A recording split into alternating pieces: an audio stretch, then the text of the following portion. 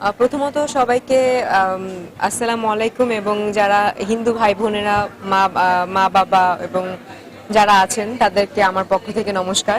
Normally আমি আমার কথা যদি বলি, সবসময় বসন্ত কিংবা ভালোবাসা দিবস কিংবা এইসব প্রোগ্রামগুলো ঢাকাতে বাংলাদেশে পালন করা হয়।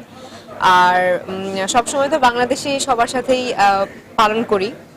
এবার মনে হলো যে না, আমাদের বিদেশে যারা প্রবাসী আছেন এবং মালয়েশিয়ার কথা যদি বলি, যেহেতু মালয়েশিয়াতে চলে এসেছি, মালয়েশিয়াতে এক টুকরো বাংলাদেশ আছে, সো ওই এক টুকরো বাংলাদেশের সাথে আসলে এই বসন্তটা আসলে পালন করতে চলে এসেছি, ছুটে এসেছি এবং খুবই ভালো লাগছে।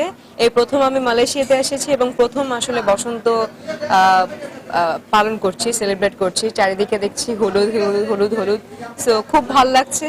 আশা করছি যারা আমাকে দেখছেন কিংবা যারা আমার জন্য ওয়েট করছেন তারা সবাই খুশি হয়েছেন, এবং আমি সবার কাছ থেকে এটাই আশা করব, সবাই আমার জন্য দোয়া করবেন, আশীর্বাদ করবেন যাতে আমি আরো অনেক দূর যেতে পারি এবং আবারও মালয়েশিয়াতে এসে আপনাদের সাথে শুধু বসন্ত কেন, ভালোবাসা দিবস কেন, যাতে ঈদও সেলিব্রেট করতে পারি, পূজাও সেলিব্রেট করতে পারি।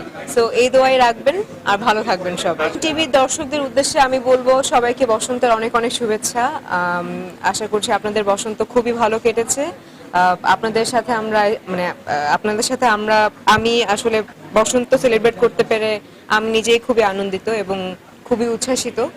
আশা করছি আপনারাও ভালো থাকবেন এবং নিজেদের খেয়াল রাখবেন।